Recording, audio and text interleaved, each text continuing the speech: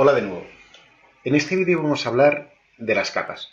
Las capas en Rhino funcionan exactamente igual que en cualquier otro programa de CAD.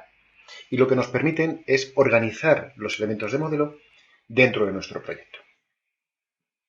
Si almacenamos distintos objetos en distintas capas, vamos a poder ocultar, mostrar, bloquear o cambiar las propiedades de la capa, lo cual afecta por defecto a todos los elementos que están contenidos dentro de esa capa. Vamos a realizar una serie de ejercicios aprovechando este modelo. En primer lugar, ¿cómo creamos una capa? Para crear una capa tenemos varias opciones. Lo más sencillo es trabajar desde el panel de capas. Para activar o desactivar el panel de capas, podemos desplegar el menú de paneles y activar o desactivar el menú de capas, o pulsar con el botón derecho del ratón sobre alguna de las pestañas de los paneles y seleccionar el panel que queremos activar o desactivar. Aquí tenemos una serie de herramientas. La primera de ellas me permite crear una nueva capa.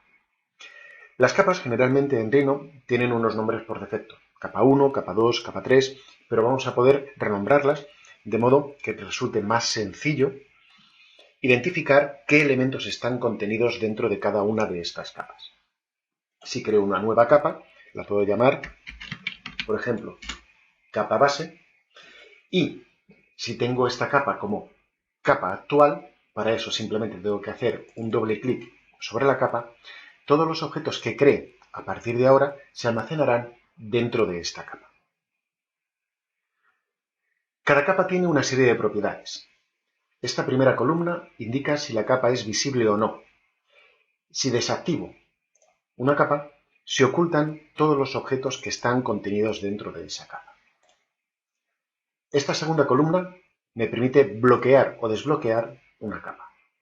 Si bloqueo una capa, no voy a poder seleccionar los elementos de la capa y por lo tanto no voy a poder editarlos. Esta tercera columna me indica el color de la capa. Eso significa que por defecto los objetos que cree en esa capa tendrán ese color. Y lo mismo con el material o con otras propiedades como por ejemplo el tipo o el ancho de línea y de impresión.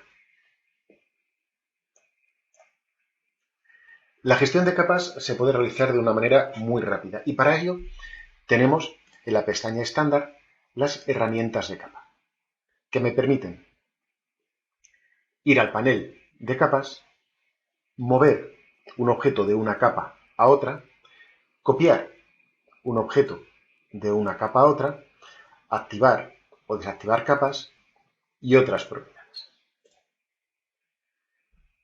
Generalmente cuando trabajamos con capas, lo que vamos a hacer es, como decíamos al principio de este vídeo, organizar los elementos, pero también facilitar el modo de trabajo.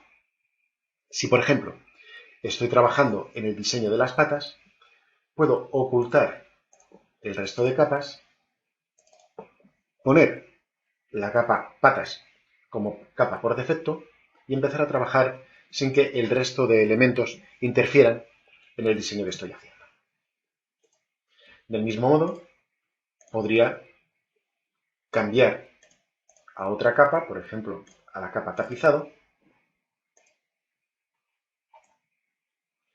y estaría trabajando sobre ella.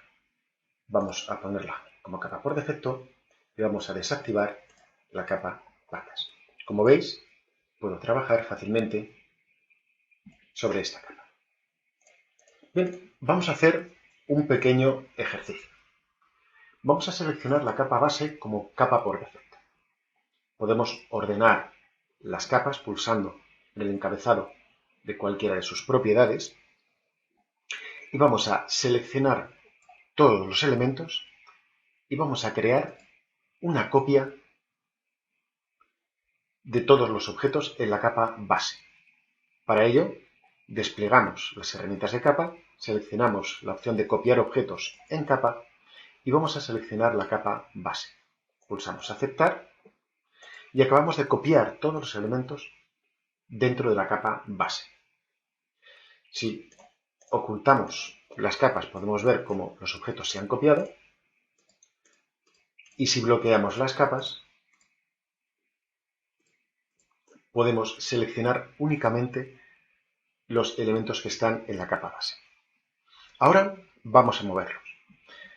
Aunque todavía no es el momento de hablar de estas herramientas de edición y transformación, fijaros que cuando selecciono uno o varios objetos aparecen unos sistemas de coordenadas con unos puntos indicando la dirección del eje X, del eje Y y del eje Z. Esto me va a permitir mover, copiar, escalar, hacer distintas transformaciones sobre los objetos que tengo seleccionados.